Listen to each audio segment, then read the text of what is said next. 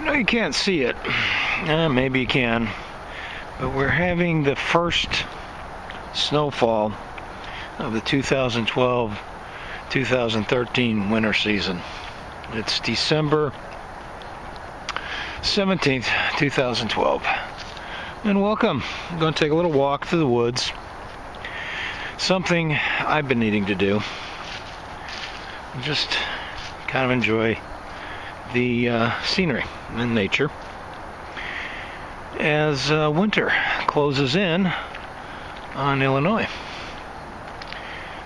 For those of you who don't know it, Chicago and the outlying area are studded with what they call forest preserves. I can't tell you how many of them are there. Off the top of my head. You'll have to look that up. I'm sure you can find something in Wikipedia on it. Right now the trail's kind of muddy and I'm wearing sneakers. It's been a little while since I did a video. The last couple of them have gotten me into more hot water and more consternation from people who, quite frankly, I'm tired of caring about. I'm a human being. I have a great deal of sympathy and empathy for the suffering of others. And as you've seen in a video that I did, I guess about a month ago, I'll even step in and help somebody out if I can. However, the one thing that I've seen the most of is that nobody gives a good goddamn about me. Now, I know that sounds a little selfish, but when you're doing your best to help others, and they in turn do their best to harm you, you kind of have to question it.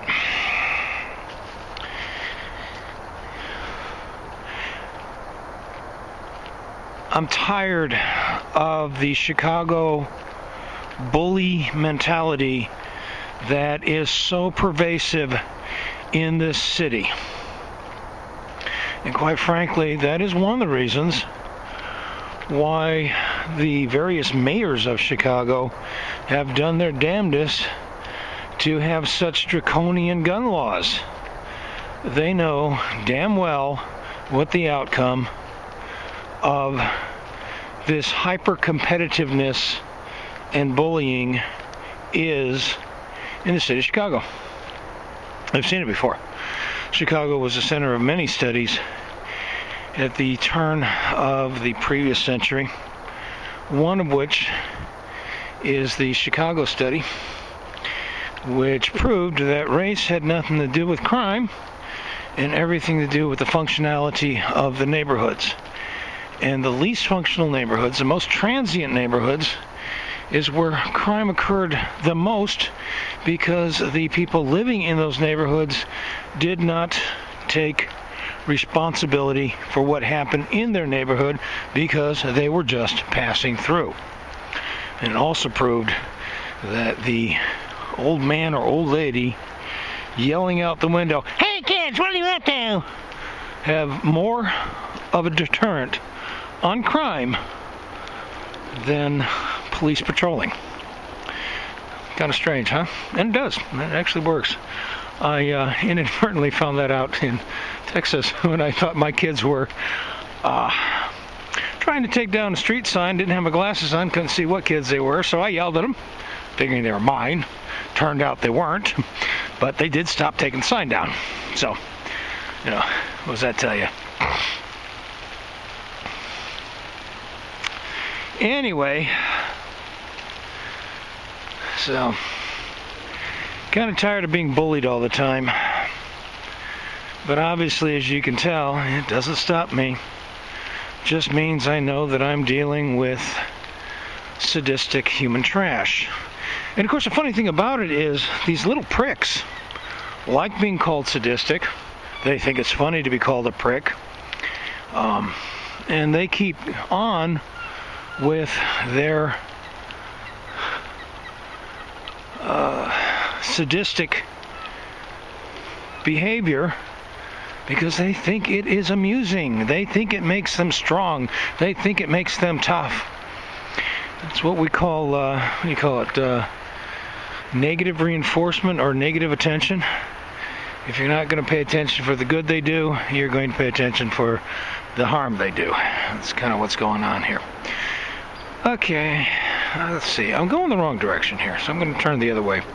So you get to see the route the other way around. Okay. So,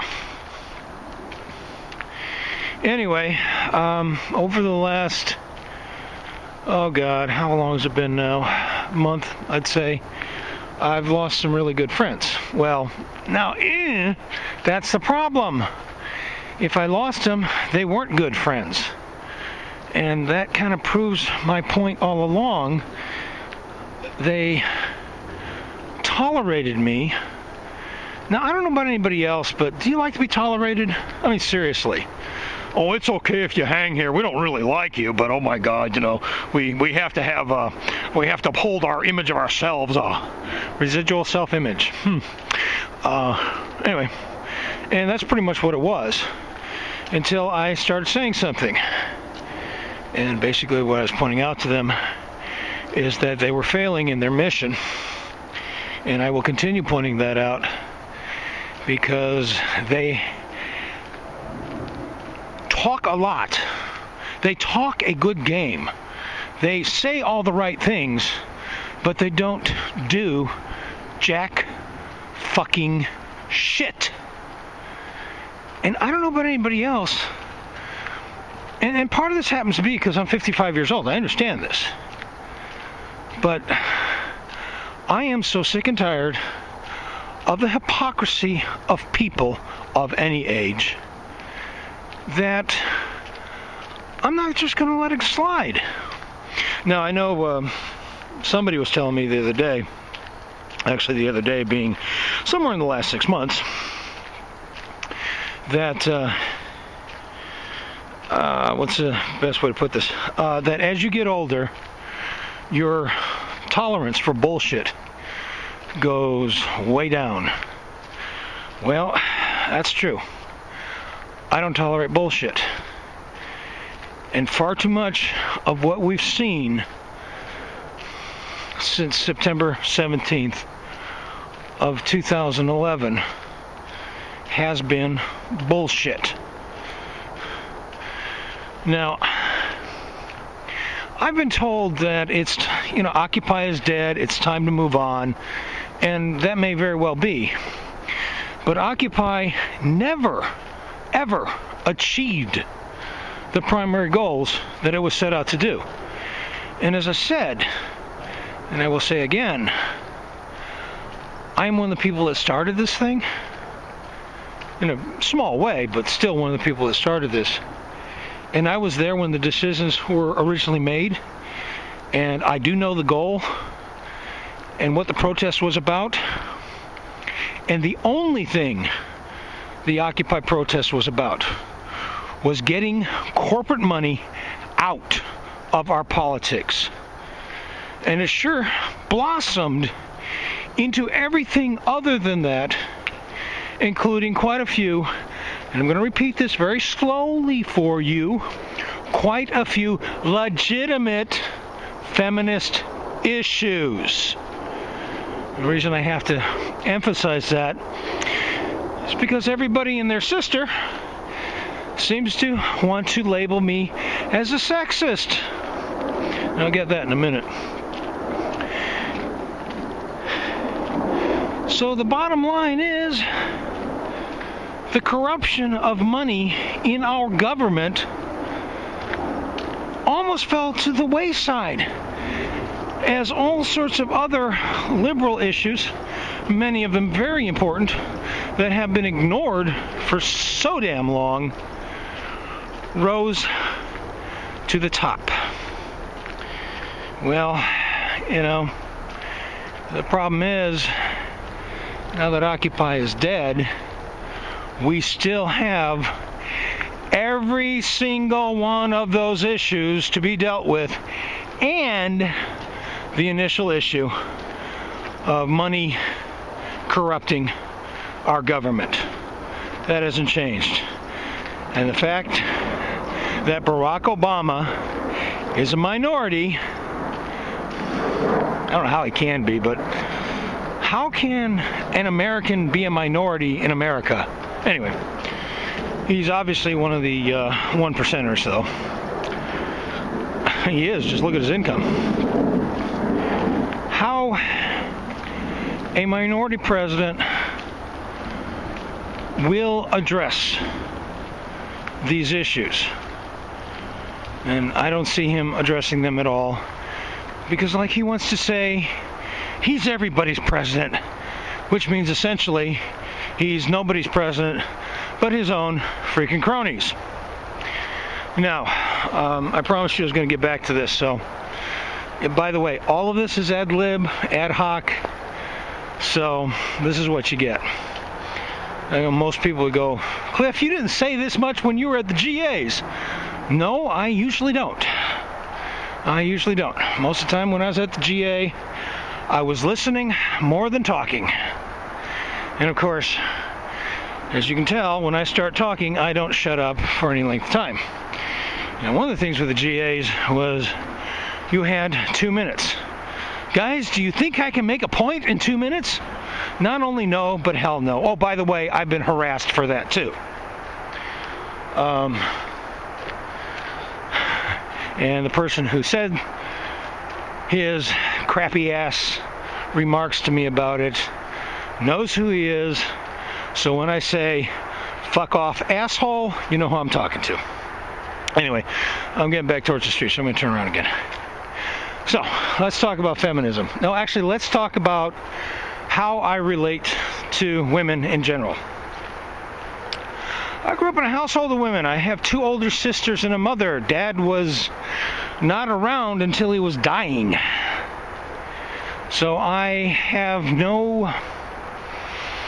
I'm not sure how to put this. Women are no mystery to me, except I don't understand them. But I respect them. And of course, you know, and I've had this happen before when I tried to explain this before. You know, you're just another privileged white male. You know, I am so sick and tired of these bullshit arguments put out by bullshit academics who don't know their dick from a post in the ground. Look, just because you're female does not mean you get a pass on being stupid. However, at the same time, it doesn't mean you get bullied for being stupid either. You know, it's a funny thing, some of the shit I was accused of. Cliff didn't like when I told him X, Y, and Z. Except one thing. I said, oh, I didn't realize that. Okay, I'll do it your way. But somehow that's disrespectful. It's almost as if you could not have a candid conversation with this minority group within Occupy Chicago. And if you disagreed with them, and you think I'm kidding when I say this, but I had some asshole tell me this to my face. If you disagree with one of the girls, you are sexist. Excuse me, you little Napoleonic dick. Fuck you. Okay. Anyway, I've vented my spleen. I have no idea. I'll probably end up posting this and it'll be ignored like most of my videos. But I'm going to post it anyway. God help you people. That's all I got to say at this point. God help you people. You have got some serious problems when it comes to real human issues. You learned all the bullshit in the books, but don't know jack shit about real life. And that is absolutely beyond the pall, as it were. Well, as always, thanks for your time. May your God go with you, and I will talk to you later. Bye-bye for now.